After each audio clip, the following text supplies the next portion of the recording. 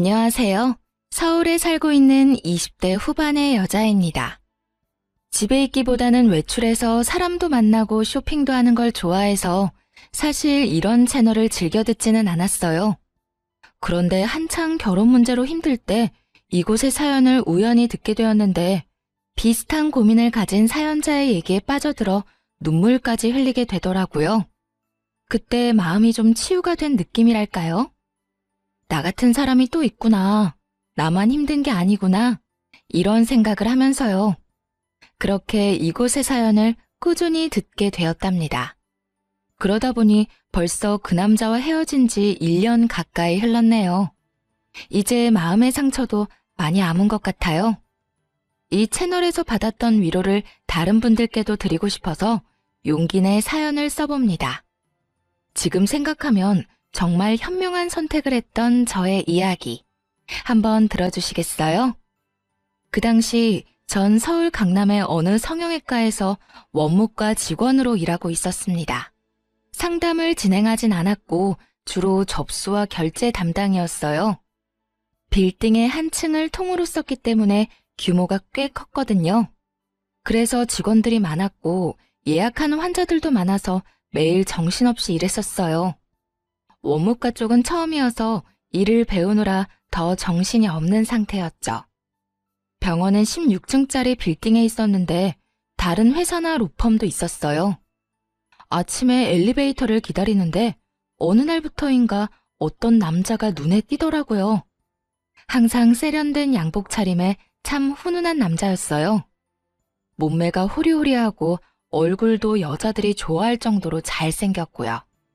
하루는 병원 사람들이랑 점심을 먹고 들어오는데 또 그 남자와 마주친 거예요. 그러자 다른 직원들이 쑥덕대기 시작하더군요. 저 남자 진짜 훈남이다. 보면 가슴이 떨린다니까. 저번에 누가 봤는데 로펌으로 들어가더래. 혹시 변호사 아니야? 저 얼굴에 변호사면 대박이다. 뭐 그냥 그런가 보다 싶었죠.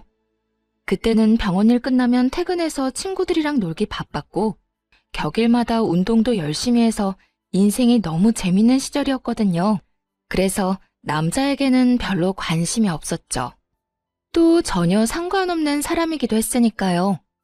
그런데 이상하게 자꾸 그 남자랑 눈이 마주치는 거예요. 나중에 안 거지만 그 남자가 제 쪽을 계속 쳐다봐서 그런 거였어요.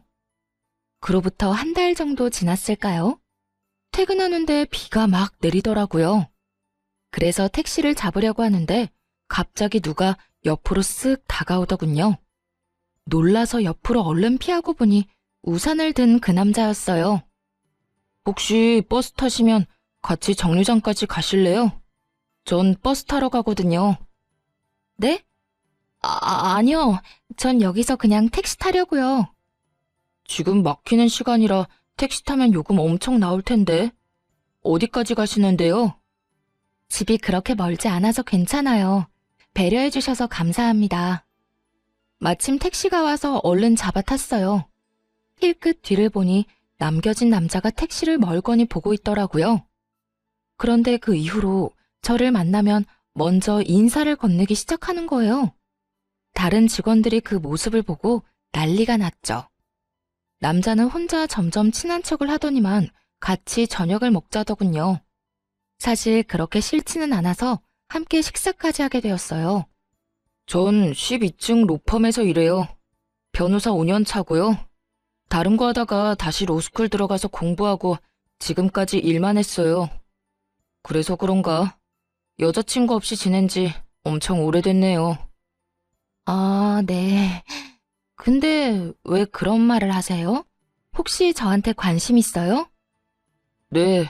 몇 달 전부터 언제 말을 걸어야 하나 타이밍 보고 있었는데 몰랐어요. 이런 말 부끄럽지만 완전 제 스타일이거든요. 잘생긴 남자가 호감이 있다는데 싫은 여자는 없을 거예요. 하지만 처음에는 많이 망설였어요. 제가 좀 화려하게 생긴 스타일이라서 특히 남자들이 오해를 많이 하거든요.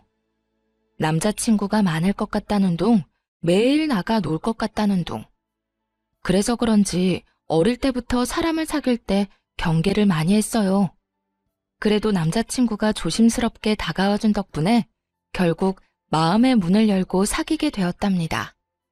사실 오래 사귈 거라고 생각은 안 했는데 진중하고 배려심 깊은 사람이더라고요. 늘 따뜻하게 대해주는 모습에 반해 그렇게 1년을 만나게 되었어요. 중간에 병원 일을 관두고 싶었던 순간도 많았는데 남자친구를 매일 볼 수 있는 직장이어서 그나마 참고 다니기도 했고요. 아직 어렸기 때문에 결혼은 전혀 생각하지도 않았는데 30대인 남자친구는 결혼 이야기를 자주 꺼내더라고요. 둘이 함께하는 미래에 대해서 자연스럽게 말하기도 하고요. 그래서 이렇게 사귀다가 이 남자랑 결혼하게 되는 건가 싶었죠. 근데 자기는 왜 매일같이 결혼 얘기를 해? 정작 나한테 프로포즈는 안 하면서. 자기도 결혼 생각하고 있어? 난 자기가 어리니까 기다리고 있었지. 사실 빨리 결혼해서 얼른 둘이 살고 싶어. 결혼이 무슨 소꿉장난도 아니고 준비할 게 많잖아. 부모님도 배워야 하고 서로 재산도 좀 맞춰보고 예산도 세워야 하고. 우리 예슬이 모은 돈 좀 있나 봐. 난 내가 다 해야 하나 걱정하고 있었는데 아무래도 자기 월급이 그렇게 많진 않을 거 아니야. 자기가 변호사긴 하지만 그렇게 많이는 못 벌지. 요즘 변호사들이 워낙 많으니까. 사실 그렇지. 예전처럼 많이 벌지는 못해. 그래도 너 하나는 내가 책임질 수 있어. 그렇게 말하는 남자친구를 보니 귀엽기도 하고 애틋하기도 하더라고요. 그래서 저도 자연스럽게 결혼에 대해 긍정적으로 생각하게 됐어요.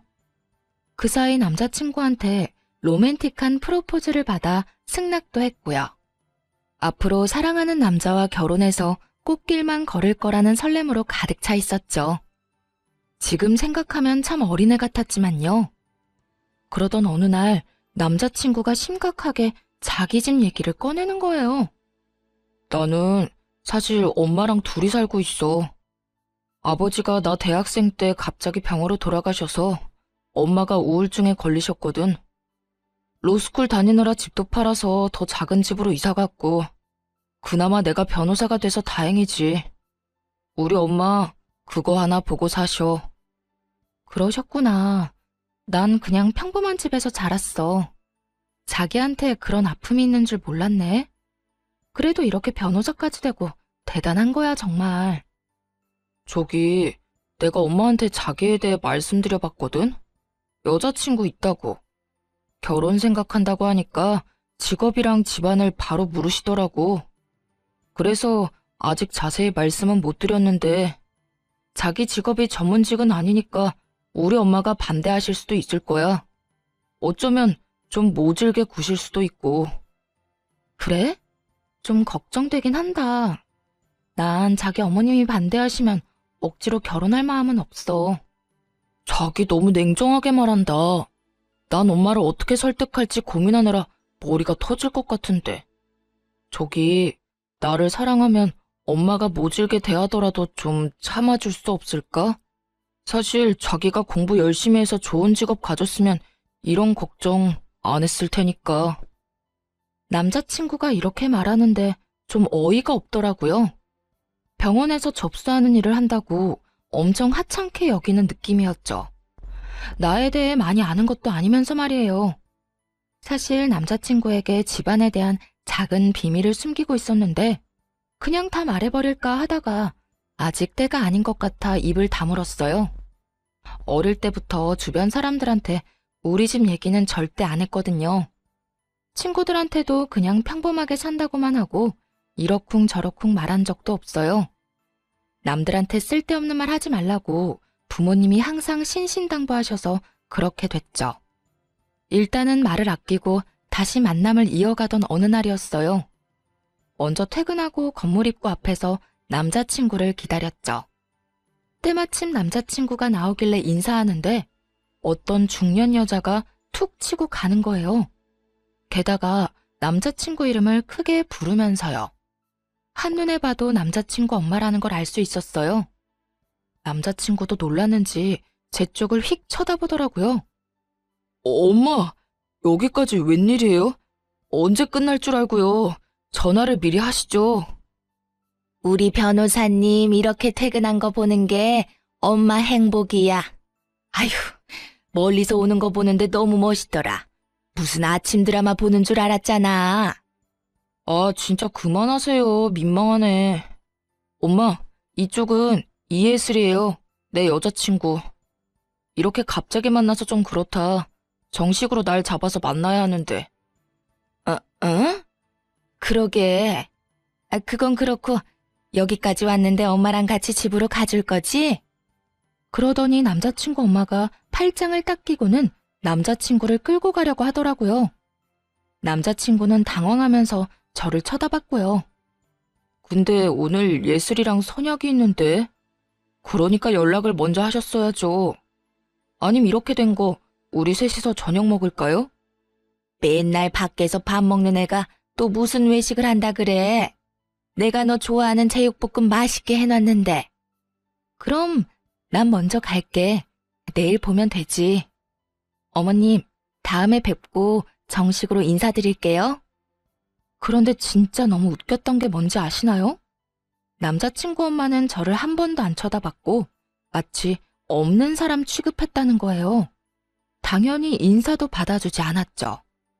제 존재 자체를 그냥 신경도 안 쓰고 지나쳐버리더라고요. 저에 대해 당연히 알고 있었을 텐데 완전히 무시하는 태도를 보니 화가 나더군요. 결국 남자친구는 미안한 표정을 지으면서 지네 엄마한테 끌려갔고요. 말도 제대로 못하는 모습에 좀 정이 떨어졌어요. 그래서 일부러 다음 날까지 연락을 받지 않았네요. 엄청 미안했는지 병원 문 앞까지 찾아와서 기다리고 있더라고요. 자기야, 어젠 진짜 미안했어. 전화 안 받아서 내가 얼마나 걱정했는 줄 알아? 어머님이 나를 어떻게 생각하는지 아주 잘 알겠던데. 그래도 그렇지 사람을 앞에 두고 어떻게 그렇게 모르는 척을 하셔? 그러게 말이야. 나도 집에 가는 길에 엄청 뭐라고 했어. 우리 엄마가 원래 그런 분이 아닌데 진짜 미안해. 어제 나 처음 보신 거잖아. 뭐라고 하셔? 자기한텐 솔직하게 말하셨을 거 아니야. 숨기지 말고 말해봐. 뭐 별로 좋은 얘기는 안 하셨어.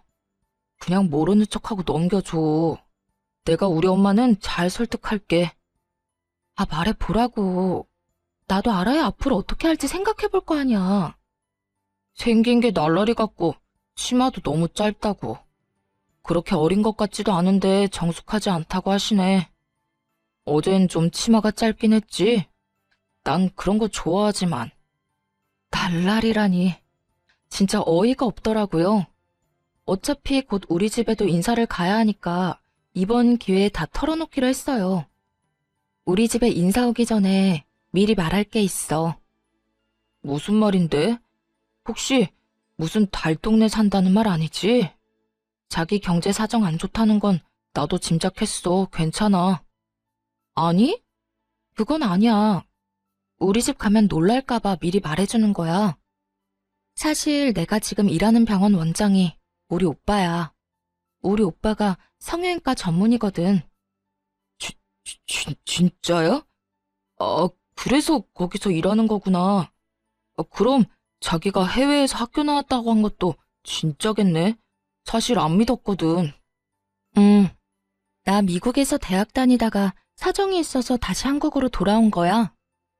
우리 집 못 살지 않아. 자기랑 결혼하려는 이유 중 하나가 뭔지 알아? 자기가 내 배경 안 보고 나 그대로를 사랑해줘서야. 암튼 일단 가보면 알겠지. 너무 걱정하지 마. 자기가 그렇게 말하니까 얼떨떨하면서도 좀 무섭네.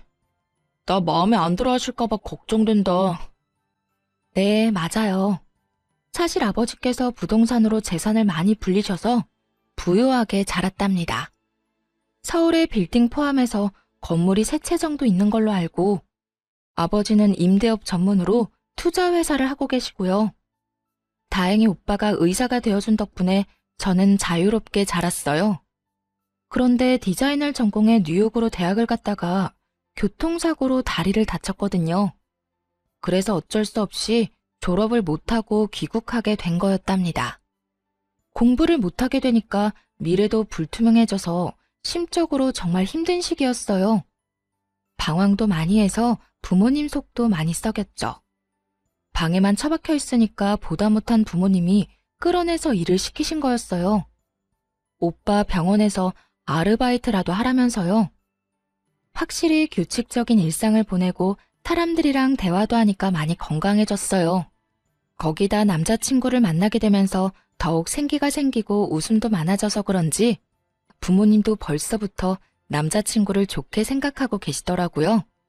그래서 용기 내서 남자친구랑 집에 간다고 말씀드릴 수 있었죠. 드디어 우리 집에 인사하러 오는 날이 되었어요. 집을 본 남자친구가 말을 잃고 벙쪄 있더라고요. 여기가 자기 집이란 말이야? 그 뉴스에 나오는 강남에서도 비싼 펜트하우스잖아. 나 이런 데 처음 들어와 봐. 집으로 들어가니 부모님이 반갑게 맞아주셨고 같이 저녁을 먹었죠. 남자친구 집안에 대한 얘기는 거의 안 했어요. 아버지가 홀어머니 얘기를 들으시곤 한동안 아무 말도 안 하시더라고요. 아버지를 설득할 자신은 있었지만 은근히 걱정됐죠. 자네에 비해서 우리 딸이 아직 많이 어려. 그래서 난 사실 결혼시키고 싶지는 않네. 근데 우리 딸이 남자를 소개시켜준 게 처음이란 말이야. 또 어려운 집안 사정에도 변호사까지 된 자네가 대단하다고 생각하네. 예슬이 네가 잘 살 자신 있으면 엄마도 반대하진 않아. 근데 결혼이라는 건 정말 신중하게 결정해야 돼. 너희만 같이 사는 게 아니라 가족과 가족이 만나는 거야. 아버님, 어머님, 저를 믿어주십시오. 제가 예슬이에 비해 정말 부족한 것 잘 알고 있습니다. 그래도 온 힘을 다해서 예슬이 행복하게 해주겠습니다. 우리는 예슬이 정말 부족한 거 없이 키웠네. 근데 자네랑 결혼하면 고생하지는 않을까 걱정되는 건 사실이야. 지금 연봉이 그렇게 많지는 않은 것 같은데 앞으로 포부가 어떻게 되나? 네. 지금 다니는 로펌에서 3년은 더 일을 배울 생각입니다. 어디에 소속되면 변호사도 어떻게 보면 그냥 월급쟁이 아닌가. 지금 그 로펌 내년에 다른 데로 이전한다고 하던데 좀 도와줄 테니 그냥 자네가 로펌을 하나 차리는 게 어떤가? 괜찮은 변호사들 데려다가 덩치 키우면 되지. 비즈니스가 별게 아니야. 다 그렇게 시작하는 거지. 그 말을 듣고 남자친구 얼굴이 환하게 밝아지는 게 눈에 보이더라고요. 월급쟁이로 살다가 아버지가 로펌을 하나 차리게 도와주신다니 얼마나 놀랐겠어요. 우리 집에서 나와서도 흥분을 감추지 못하더군요. 아버님이 진짜 통이 엄청 크시다. 로펌을 차려주신다니. 자기를 만난 게 내 인생의 기적이야. 그동안 힘들게 살았는데 그래서 하느님이 자기 같은 귀인을 만나게 해주셨나 봐. 너무 앞서 나가지는 마. 내년 이후의 일이잖아. 지금은 우리 결혼 준비가 더 중요한 거 아니겠어? 그래서 말인데 우리 집에 대한 얘기는 자기 어머님한테 말 안 했으면 좋겠어. 왜 말을 하지 마? 우리 엄마 엄청 좋아하실 텐데. 가뜩이나 자기 마음에 안 들어 하셨는데 완전히 좋은 기회잖아. 그래서 싫다는 거야. 내가 날라리 같다고 싫어하셨는데 우리 집 배경 때문에 태도 달라지는 거 싫어. 나 사실 지금껏 살면서 주위 친구들이나 지인들한테 그런 상처를 많이 받았어. 자기 어머님도 나를 있는 그대로 봐주셨으면 좋겠어. 자기가 그런 것처럼. 뭐 자기가 그렇게 하고 싶다면 말은 안 할게. 어차피 상견례하면 그때 아시게 되겠지. 그때까진 비밀로 할 테니까 우리 엄마랑 친해지는 노력 같이 해보자. 그렇게 몇 주일이 지났습니다. 그런데 어느 날 모르는 번호로 전화가 끊임없이 오더라고요. 전화를 받았더니 글쎄 남자친구 엄마였지 뭐예요. 내가 지금 집 주소 보낼 테니까 오늘 저녁에 집으로 좀 와라. 우리 형민이한테는 말하지 말고. 네? 오늘 저녁에요? 너무 갑작스러운데 주말에 오빠랑 같이 찾아뵈면 안 될까요? 아니 내가 오라면 오는 거지 뭔 말이 많아. 안 오면 네 손해니까 알아서 해. 다짜고짜 그렇게 차갑게 말하고는 끊어버리시더라고요. 그리고 바로 집 주소가 문자로 도착했어요. 정말 가야 하나 고민을 많이 했어요. 그래도 노력하는 게 맞는 것 같아서 일부러 백화점에서 과일 세트까지 사서 갔네요. 도착한 곳은 서울 변두리에 있는 작은 아파트 단지였어요. 주변에 산도 있어서 그런지 아늑해 보이더라고요. 초인종을 누르자 얼마 안 있다가 예비 시모가 문을 확 열어젖혔어요. 그리고 말도 없이 휙 들어가 버리길래 순간 당황했지만 우선 안으로 들어갔어요. 뭘 그렇게 두리번거려? 설마 서울 아파트 처음 보는 건 아니지? 내가 관심이 없어서 형민이한테 물어보지도 않았는데 넌 어느 동네 사니? 혹시 어디 달 동네 사는 건 아니지? 어머님, 저번부터 말씀드리려고 했는데 말씀이 좀 지나치신 것 같아요. 저를 마음에 안 들어 하시는 건 알겠는데 그래도 좀 예의를 갖춰주세요. 뭐라고? 어디 어린 게 어른 앞에서 눈 똑바로 뜨고 예의 타령이야? 넌 지금 예의가 있어? 하긴 가정교육이 중요한 건데 뭐 그런 환경에서 자랐으니 내가 기대를 하면 안 되지. 도대체 사람을 어떻게 생각하고 있는 건지 예비 시모의 태도에 기가 막히더라고요. 그래도 꾹 참고 과일 바구니를 내밀었는데 예비 시모가 혀를 쯧쯧 찼답니다. 너 병원 접수원이라고 하던데 돈이 썩어나니? 이게 얼마나 비싼데 이렇게 척척 싸와? 이런 것만 봐도 네 머리가 얼마나 텅텅 비었는지 알겠다. 어머님께서 과일 좋아하신다고 해서 일부러 멀리까지 가서 사온 거예요. 그냥 맛있게 드셔주세요. 그렇게 많이 안 비싸요. 아이고, 이게 안 비싸다고? 네 수입이 뻔한데 낭비가 너무 심한 거 아니니? 데이트할 때 우리 아들 돈 다 털어먹는 거 아니야? 힘들게 돈 벌어서 뭔 짓인지. 저 오빠랑 데이트 비용 반반씩 내거든요. 마음에 안 드신다고 해도 왜 그렇게 절 대하시는지 잘 모르겠네요. 저는 그냥 어머님이랑 친해지고 싶어서 온 거예요. 우리 아들 구워 삶은 것도 모자라서 나도 어떻게 해보려고? 어림도 없지. 그래, 우리 아들이랑 그렇게 결혼하고 싶으면 오늘 저녁 좀 차려봐. 내가 우리 아들 밥 하나는 참 잘해 먹였어. 너랑 결혼했다가 라면만 먹게 할 순 없으니까 요리 솜씨가 어떤지 좀 보자. 만약 제대로 못하면 절대 우리 아들이랑 결혼 못할 줄 알아. 저 말 들으니 진짜 기가 막히더라고요. 저요, 여태껏 밥 한 번 안 하고 자랐어요. 자랑하는 게 아니라 항상 집에 도우미 아주머니가 계셨거든요. 앞으로도 청소며 요리에 매달릴 생각 없었고요.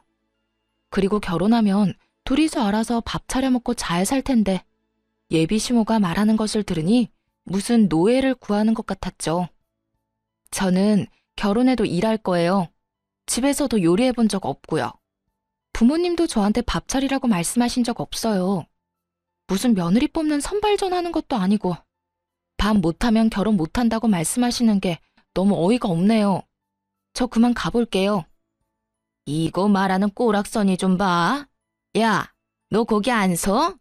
나가기만 해봐. 당장 부엌으로 들어가. 예비 시모의 눈이 갑자기 휙 돌더니만 제 목덜미를 잡아채더군요. 그러고는 주방으로 막 끌고 가기 시작했어요. 순간 너무 무서웠죠.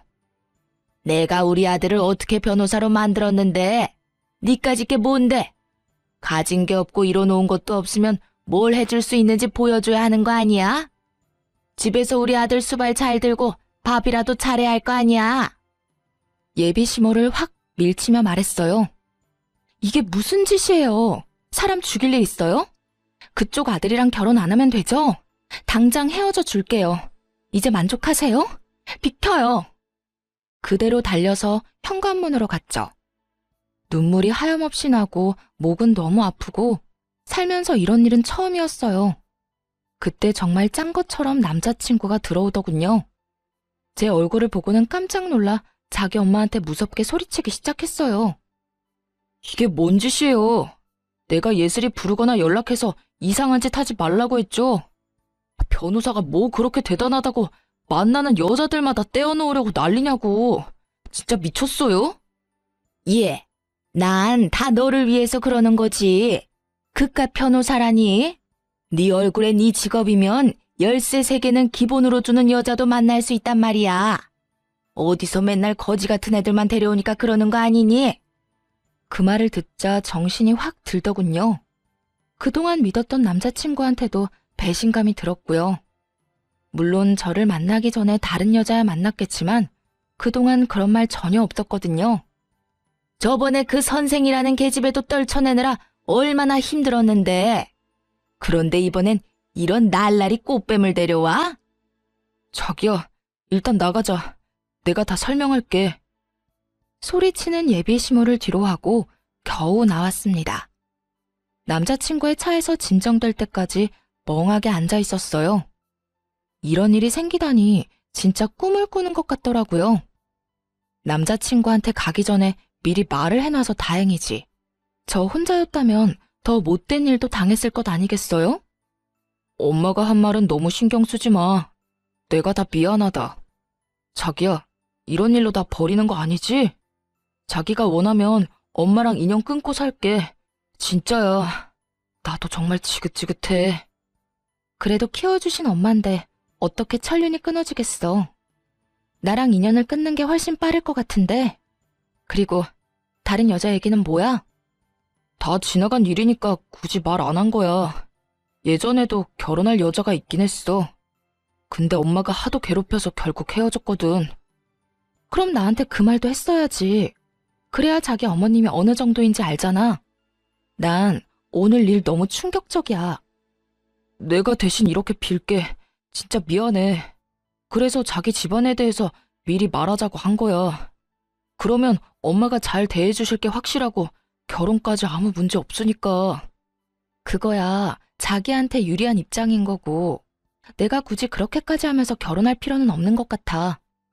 우리 좀 생각할 시간을 갖자. 당분간 연락하지 마. 계속 붙잡는 남자친구를 밀어내고 얼른 제 차로 돌아가 버렸어요. 그런데 2주 정도 시간이 흘렀는데도 남자친구에게선 진짜 연락 한 통 없더라고요. 이렇게 끝내는 게 맞다고 수십 번 되뇌면서도 괘씸한 마음이 들었죠. 참 이상하게도 건물 안에서도 마주치질 않더군요. 그렇게 일주일이 더 지났는데 엘리베이터 앞에서 드디어 남자친구를 마주쳤어요. 그런데 정말 다른 사람처럼 너무나 초췌하게 변해 있는 게 아니겠어요? 그 사람이 저를 보며 힘없이 씩 웃자 저도 모르게 눈물이 왈칵 쏟아지더라고요. 결국 그날 저녁에 만나서 얘기를 하게 됐죠. 나 2주 동안 병가 내고 사무실 못 나갔어. 자기랑 못 만나니까 진짜 지옥 같더라고. 병가를 다 써서 결국 다시 출근하는데 이번에는 자기 마주칠까봐 너무 무섭고 어떻게 해야 될지도 모르겠고. 남자가 뭐 그렇게 용기가 없어? 그렇게 나랑 결혼하고 싶으면 어떻게든 잡든지 행동하는 걸 보여줘야지. 자기가 나한테 과분한 사람인 걸 아는데 염치 없이 어떻게 그래? 그런 수모를 겪게 하면서까지 잡을 수는 없지. 그 순간에 진짜 이 남자를 사랑한다는 걸 느꼈던 것 같아요. 지금 생각하면 참 바보 같지만요. 어쨌든 사람 마음이 그렇게 무 자르듯이 잘리는 게 아니니까요.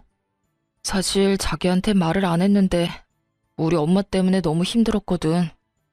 여기 빌딩 앞에서 자기 처음 봤던 날에 엄마가 무슨 짓을 했는 줄 알아? 당장 헤어지라고 난리치면서 수면제 털어먹는 신용까지 했어. 진짜야? 자기 어머님 진짜 대단하다. 아들 인생인데 도대체 왜 그렇게 집착하시는 거야? 아, 참 웃긴 게 뭔지 알아? 그게 처음도 아니라는 거야. 전에는 응급실 가서 쉬하고 난리도 아니었어. 근데 의사가 나한테 조용히 그러더라. 수면제가 아니라 비타민이었다고. 그래서 이젠 어머니가 그런 쇼를 해도 아무렇지도 않더라고. 사실 약이 아니라 비타민인 거 다 아니까. 미안하지만 그 말을 들으니까 난 더 이 결혼에 자신이 없어졌어. 어떻게 평생 자기 어머님을 견디면서 살겠어? 나랑 결혼하고 싶으면 자기가 확실히 해줘. 우리 집 얘기 안 하고 결혼 승낙 받아내. 그리고 절대 우리 결혼 생활에 터치 안 하시겠다고 확답 받아줘. 억지스러워 보여도 그게 내 조건이야. 그게 안 되면 앞으로 나한테 더한 요구도 할 뿐인 것 같아. 그러자 남자친구가 갑자기 무릎을 꿇더니 펑펑 울기 시작하더라고요. 내 평생 자기만큼 사랑한 여자는 없어. 자기를 지키기 위해서라면 뭐든지 할 거야.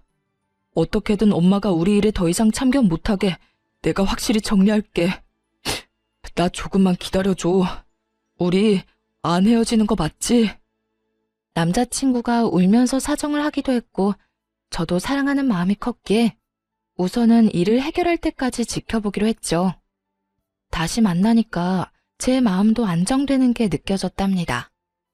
그래도 사랑이 있으니 힘든 난관을 견딜 수 있을 거라는 순수한 믿음이 있었죠. 며칠 뒤 그 일이 있기 전까지는 말이죠. 병원에서 일하고 있는데 낯익은 여자가 저를 째려보며 들어오는 거예요.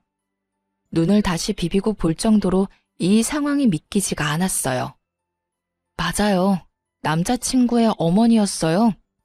그대로 얼어붙어서 예비 시모가 다가오는 걸 바라보고 있었죠. 예, 너 내가 좋게 해결하려고 했는데 가만히를 안 있는구나. 진짜 우리 아들하고 결혼을 한다. 이 말이지 감히. 예비 시모는 그 큰 병원에서 수십 명의 환자들에게 들으라는 듯 소리쳤어요. 놀라서 제 옆으로 다가온 다른 직원들이 예비 시모를 말리기 시작했죠. 무슨 일인지는 몰라도 나가주세요. 여기 지금 영업하고 있는데 뭐 하시는 거예요? 내가 여기 왜 왔는지는 저 맹랑한 계집애한테 물어봐. 화병이 나서 지금 쓰러져 죽을 판이야. 어디서 꽃뱀 주제에 우리 아들을 넘봐? 여기 있는 사람들한테 한번 다 말해볼까? 누구 편을 드는지?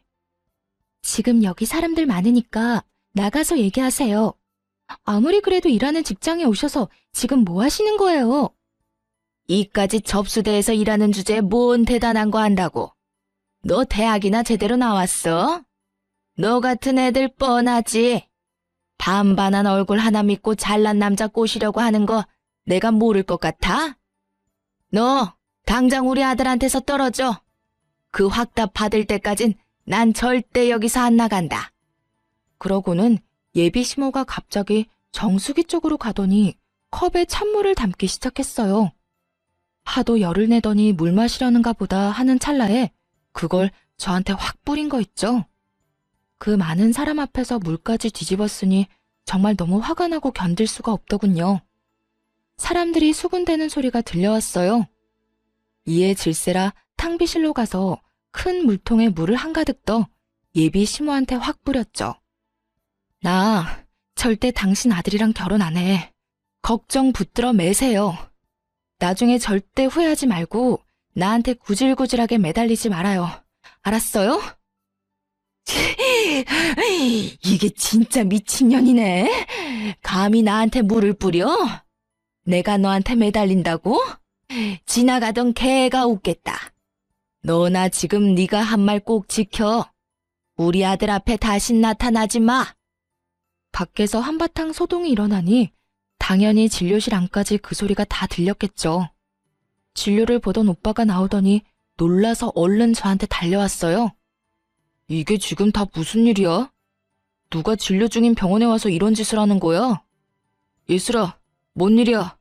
설마 그 아줌마야? 오빠의 목소리를 들으니 갑자기 서러움이 몰려와서 눈물이 나더라고요. 6살 위인 오빠가 저를 어릴 때부터 엄청 귀여워했거든요. 처음에 고백받았다고 했을 때 병원이랑 로펌이 같은 건물에 있다 보니 오빠가 다른 사람들 통해서 남자친구에 대해 알아봐 주기도 했고요. 사귀는 것도 오빠한테 제일 먼저 말했고 남자친구랑 같이 식사도 몇 번 했어요. 예비 시모에 대해서도 유일하게 알고 있는 사람이 우리 오빠였답니다. 그 집에서 큰일을 당하고 왔을 때 오빠가 엄청 화내면서 당장 헤어지라고 해서 그 후에 다시 남자친구를 만나는 것도 말 못했었어요. 그런데 오빠 병원에서 이런 일이 생겼으니 정말 너무 민망해서 미치겠더군요. 아줌마, 남의 병원에 와서 영업 방해, 기물 파손에 뭐 하는 짓이에요? 아들이 변호사라면서 법에 대해 잘 모르시나 보네. 지금 당장 고소당하고 싶어요? 네? 아니, 그게 아니고 여기서 일하는 직원이 꽃뱀이라고요. 그거 알고 있어요? 얘 당장 잘라요. 병원 이미지 나빠진다고. 뭔 말도 안 되는 소리를 하고 있어요? 그쪽이 여기서 물 뿌리고 난리쳐서 고소할 거라는데 우리 예슬이한테 한 짓도 명예훼손 처리할 거니까 당신 아들한테 잘해보라고 해요. 아니, 우리 아들 얘기가 왜 나와요? 그리고 우리 아들이 변호사인 건 의사 선생님이 어떻게 알아요? 아줌마, 얘가 내 하나밖에 없는 동생이에요. 알았어요? 그쪽 아들도 내가 몇 번 만났고 아줌마가 한 폐악질도 다 들어서 알고 있다고. 아주 간신히 참고 있는데 사람 열받게 하시네. 당장 여기서 안 나가요? 아이, 말도 안 돼. 얘가 친동생이라고요? 그럼 왜 말을 미리 안 했어? 오빠가 의사면 집에 돈 좀 있을 거 아니야? 미리 말했으면 내가 이렇게까진 안 했지. 그쪽이 이렇게 나올까봐 말 안 한 거예요. 아줌마, 내가 아까 말했죠? 나한테 매달리거나 후회하지 말라고. 그리고 하나 더 말해줄까요? 이 빌딩 우리 아빠 거예요. 너네 아버지 빌딩이라고? 아니, 그게 진짜야? 그럴 리가 없는데. 너 우리 아들이랑 결혼하려고 지금 의사 가운 입힌 사기꾼 앞세워서 쇼하는 거지? 생각하는 거 하고는. 아줌마, 아침 드라마 작작 봐요. 정확히 말해주면 이 빌딩 이제 우리 예슬이 거예요. 얼마 전에 증여해 주셨거든. 부모님이랑 내가 얼마나 애지중지하는데 아줌마가 뭔데 내 동생한테 몹쓸 짓을 해? 아, 진짜 안 되겠다. 너 오빠한테는 헤어졌다고 했잖아. 오빠가 한숨 쉬며 어디론가 전화를 걸었어요. 상대가 누구인지는 안 봐도 바로 알 수 있었죠. 5분도 안 돼서 사색이 된 남자친구가 뛰어왔는지 숨을 몰아쉬며 들어왔거든요. 남자친구는 자기 엄마 모습을 보고는 울상을 지었어요. 내가 제발 가만히 있으라고 했죠. 도대체 엄마가 뭔데 내 인생에 이래라 저래라 하냐고요. 내가 엄마 때문에 얼마나 불행한지 알아요? 도대체 어디까지 나를 끌어내릴 거냐고. 남자친구 엄마는 그 절규를 듣고 그제야 느낀 모양이었어요. 뭔가 상황이 심상치 않게 돌아간다는 것을요. 남자친구가 무릎을 꿇은 채 제 바지를 잡고 매달리며 울기 시작했어요. 그 모습을 보고 가슴이 아팠지만 이미 우리 관계는 돌이킬 수 없었죠. 자기한테 나쁜 감정은 없지만 우리는 결혼할 수 없을 것 같아. 이제 헤어지자. 나는 당신 어머님이랑 한 가족이 돼서 살 수가 없어. 제발 여기서 나가줘. 예슬아, 제발 나한테 한 번만 더 기회를 줘. 난 진짜 너를 사랑한다고. 얘 형민아, 너는 변호사가 이렇게 채통 없이 울면 어떡하니? 얼른 일어나. 근데 얘가 진짜 이 건물주 딸은 맞는 거니? 이제 와서 그게 중요해요? 나 예슬이랑 헤어지면 엄마랑도 연 끊고 살 거예요. 알았어요? 이제야 상황 파악이 됐는지 남자친구 엄마가 부드러운 목소리로 말하더군요. 예, 아가야. 내가 우리 아들을 생각하는 마음에 큰 실수를 한 것 같다. 우리 좀 진정이 되면 다시 얘기하자. 일하는 데 와서 미안하다. 오늘 이후로 다신 아줌마랑 마주칠 일 없을 거예요. 상황 다 알았으니까 이제 그만 가주세요. 지금 안 나가면 진짜 경찰 부릅니다. 강 과장님, 빨리 처리 좀 부탁드릴게요. 얼른 정리하고 정상 진료합시다. 원무과 과장님이 남자친구와 남자친구 엄마를 억지로 끌고 병원 밖으로 나갔어요. 오빠랑 직원들한테 이 일을 어떻게 설명해야 하나 정신이 아찔한데 문 밖에서 남자친구 엄마의 목소리만 또렷이 들려오더군요. 원무과 과장님한테 글쎄 뭐라고 했는지 아시나요? 근데 진짜 제가 이 건물주 딸 맞아요? 저 의사 동생이 맞고요? 저 의사가 여기 원장 맞아요? 예, 불러 들어온 복을 아주 뻥 차셨네요. 그 말을 들은 남자친구 엄마가 벙찐 채 이쪽을 바라보는데 얼굴이 점점 흑색으로 변하는 게 보이더라고요. 눈도 마주치기 싫어서 얼른 탕비실로 들어가 버렸어요. 30분쯤 지나고 오빠가 집으로 그만 가라고 해서 그 길로 퇴근했답니다. 그 이후로 남자친구 연락도 그냥 차단해버렸어요. 괜히 연락하고 변명을 들으면 미련 때문에 나쁜 선택을 할 것 같아서요. 오빠가 핸드폰 검사까지 하면서 완전히 뜯어말리기도 했고요. 한동안 남자친구 엄마가 다시 찾아올까봐 병원에 가지 않았는데 오빠도 아예 그만 일하는 게 좋겠다고 하더라고요. 그래서 짐도 챙겨오고 직원들에게 사과도 할 겸 마지막으로 병원에 갔죠. 그런데 어쩐지 쎄하더라니.